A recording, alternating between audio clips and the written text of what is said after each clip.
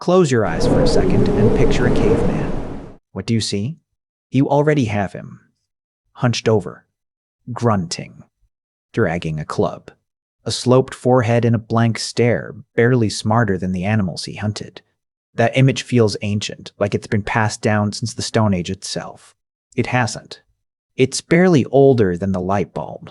And the truth is, almost every piece of it is wrong. This isn't a story about our ancestors being misunderstood. It's a story about one man, one skeleton, and one mistake that got copied into textbooks, movies, and your own imagination for over a century. And once you see how it happened, you'll never picture prehistoric humans the same way again. Let's go back to where it actually started. In August of 1908, 3 priests were digging in a cave near a small French village called Chapelle-aux-Saints. Their pickaxe hit something hard. It was a skull. Beneath it lay a nearly complete skeleton, curled up in the dirt, more intact than almost anything found before it. The bones were sent to a respected French paleontologist named Marcelin Boule. He spent 3 years studying them, bone by bone, joint by joint. At the time, no other early human fossils had been found anywhere near as complete. There was nothing to compare it to, no wider picture, just one skeleton and one man's judgment about what it meant. In 1911, he published his reconstruction. And what he drew changed how the entire world would picture prehistoric humans. Boule's Neanderthal stood stooped over, knees bent, head thrust forward like an ape.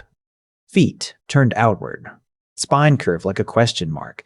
He couldn't fully straighten up even if he tried. Boule wrote that this creature had the mind to match the body.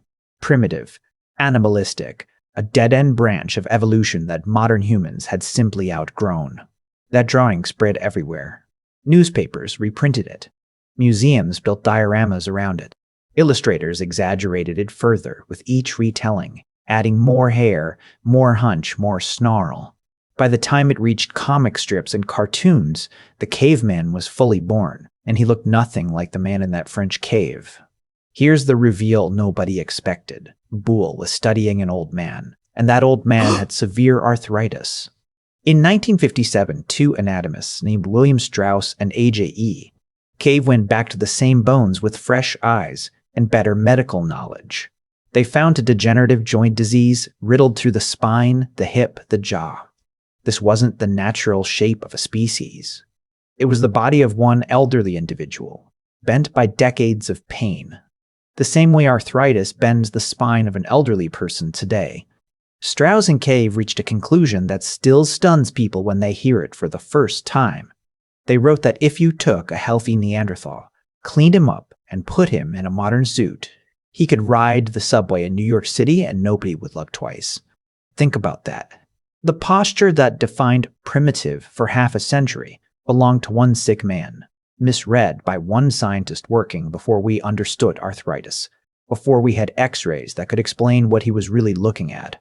An entire species got permanently typecast because nobody thought to ask a simple question. Was this individual actually healthy? But the hunched back was never really the point. The point was always what it implied, that these people couldn't think the way we think, that they couldn't love, couldn't grieve, couldn't create. So what would it actually take to prove otherwise? That assumption cracked open in the most unexpected place on Earth. Fast forward to the late 1950s. An archaeologist named Ralph Selecki was excavating a cave called Chanadar, tucked into the Zagros Mountains of northern Iraq. Inside, he found the remains of Neanderthals who had lived and died there tens of thousands of years earlier. One skeleton in particular stopped him cold. The man now known as Chanadar I had a withered arm, amputated or badly injured so long before death that the bone had fully healed. He was partially deaf. He likely had limited vision. By any measure of pure survival, he should not have lasted long in a world of stone tools and dangerous animals.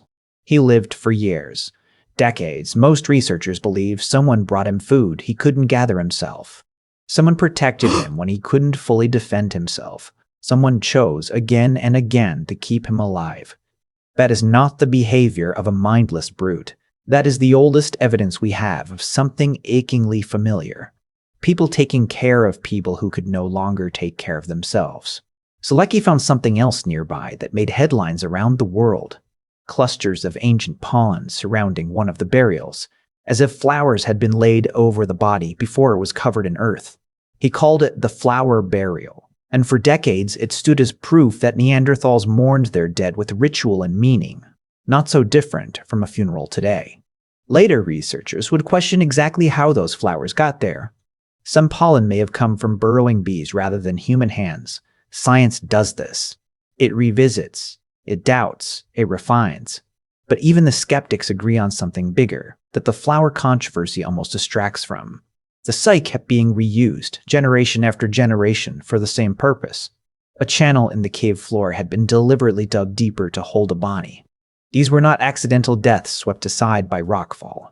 These were intentional burials, chosen and repeated, at a place their community returned to again and again. Somewhere between one man with an ape-like slouch and one man with a broken arm who lived for decades because his people would not let him die, we lost the thread of who these humans actually were. How does a species go from that kind of devotion to a punchline about grunting brutes? Now picture the scene at Shanidar, tens of thousands of years before anyone would ever call it a cave dweller's grave. A small group gathers at the mouth of a cave in the mountains. They carry a body that has been part of their world for a long time, someone they fed with their own hands when he could no longer hunt. They lower him into ground they have shaped with their own tools. Someone gathers stems from the hillside and lays them across him. Nobody in that circle is thinking about evolution or extinction. They are simply doing what people have always done when someone they loved is gone. That scene has nothing to do with grunting brutes chasing mammoths with clubs. It has everything to do with grief, memory, and care, the same instincts sitting inside you right now. So, why did the wrong picture win for over 100 years? Partly because one flawed reconstruction arrived first and nothing challenged it for decades.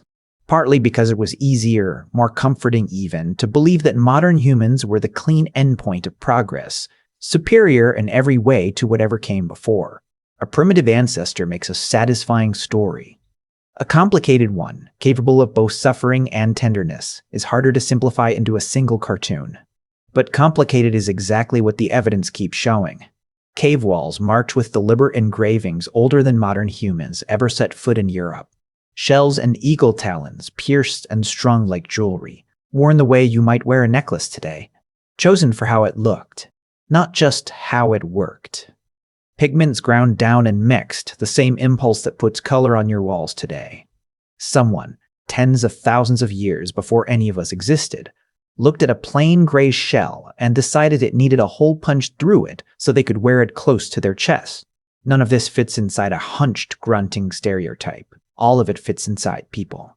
Here's the part worth sitting with.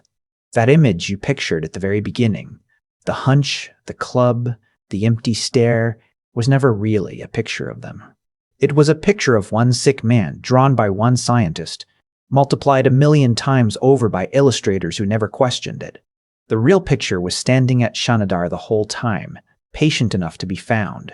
A community that kept a broken man alive for decades. Hands that gathered stems from a hillside and laid them over someone they loved. Close your eyes again and picture a caveman now. He's not hunched anymore.